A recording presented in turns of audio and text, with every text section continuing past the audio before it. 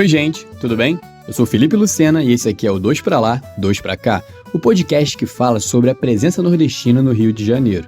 Você pode estar achando estranho, esse sotaque carioca cheio de S's e R's falando sobre presença nordestina.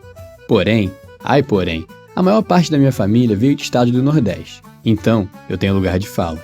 Inclusive, alguns desses familiares estarão aqui, me ajudando a contar as histórias dessa história, que terão como episódios a migração, os avanços do Nordeste de hoje, as questões sociais, a cultura, a culinária, entre muitos outros temas. Partiu, simbora! A cultura nordestina nas práticas artísticas e culturais do Rio de Janeiro se mostra presente de muitas formas. Muitas mesmo. Poderia ficar o episódio inteiro só citando manifestações e pessoas que deixaram algo nesse rio que passou e passa em nossas vidas. Mas vou poupar vocês dessa grandiosa lista e começar o 5º episódio de Dois Pra Lá e Dois Pra Cá falando apenas de dois caras, Jackson do Pandeiro e Bezerra da Silva. O pandeiro do paraibano Jackson saiu das batidas de coco e de outros ritmos nordestinos para influenciar diretamente no samba carioca. Desceu o país e a mão, mostrando que, se é samba que eles querem, o músico que nasceu em Alagoa Grande e se destacou em Campina Grande tinha e muito para dar. Tinha tanto que deu muito samba. Jackson do Pandeiro está para a música brasileira como Mané Garrincha está para o futebol. Pintava o 7 igual como o camisa 7 do Botafogo. Cantava e tocava pandeiro indo e voltando da linha de fundo, até bater em gol ou mandar a redonda no fuzuê da pequena área musical. Escreveu o historiador Luiz Antônio Simas. Simas não só escreveu como falou sobre Jackson do Pandeiro. Falou com a gente aqui no podcast Dois Pra Lá e Dois Pra Cá. Escutem aí.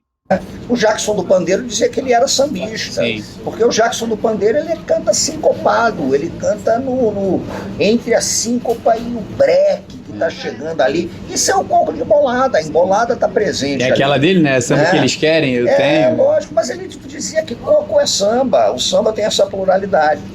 Então, o Rio de Janeiro atraía muita gente, por conta da Rádio Nacional, né, por conta da indústria fonográfica que se concentrava aqui.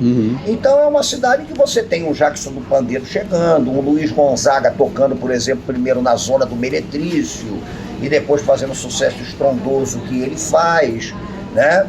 O Luiz Gonzaga, que só começa a se vestir como nordestino quando chega ao Rio de Janeiro, né, com aquela icônica vestimenta que mistura o gibão do vaqueiro com o chapéu do cangaceiro, aquele negócio todo. Então impacta muito, cara. A cultura do Nordeste está impactando o tempo todo. Isso é efetivo. E os vários Nordestes. O Nordeste litorâneo, o Nordeste sertanejo. Jackson do Pandeiro influenciou o samba carioca, o choro tocado no Rio de Janeiro, a bossa nova. João Gilberto era fã dele e teria se inspirado na métrica do paraibano para tocar as bossas que ganharam o mundo e até o samba rock.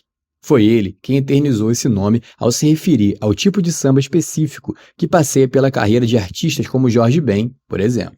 É como diz a música de Jackson, a ordem é samba. A frase é utilizada como símbolo do Samba da Volta, um grupo da nova geração de sambistas do Rio de Janeiro. Eu também queria utilizar essa música, inclusive aqui na abertura desse podcast. Mas a burocracia, nada ritmada dos direitos autorais, me impediu e atravessou meu samba. A música é citada na fala do antropólogo e professor Fernando Cordeiro, que vocês vão ouvir agora. Que é o Jackson do Pandeiro. Sim. Aí quando o Jackson do Pandeiro vai falar assim, que tem uma música, quando eu veio para o Rio de Janeiro, no Estádio do Livramento, que ele vai lá e vê as mulheres de biquíni, ficar no Ciprivinho, não dá confusão danada, ele vai a música canta um pouco isso, e quando ele veio, na primeira vez que ele veio do Rio, e ele tem essa música de cantar, assim, eu também canto samba. Sim. Assim, eu também sei cantar samba. Sim. É samba que eles querem, eu tenho. É samba que eles querem, lá vai. E vai naquela formação de alguém que foi criado com mãe coqueira e alguém que tem frequentou na rádio e a orquestra Tabajara, que aprendeu então você tem essa visão de ser uma música que não é só a música lá do shot do Baião, o mais sofrido do Luiz Gonzaga, mas também é uma música mais pra dançar, bailar e mais alegre no sentido. Então você tem alguém que tem uma visão tanto universal de música.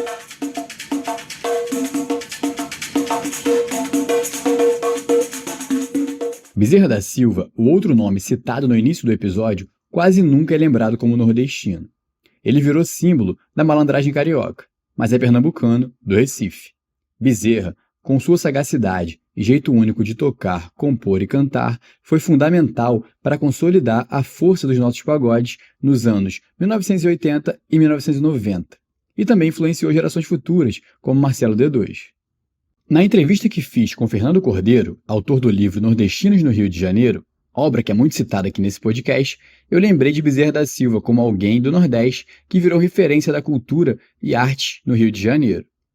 Até o professor Fernando, especialista no tema, deixou passar o sambista, justamente porque o cara tem a cara do Rio de Janeiro.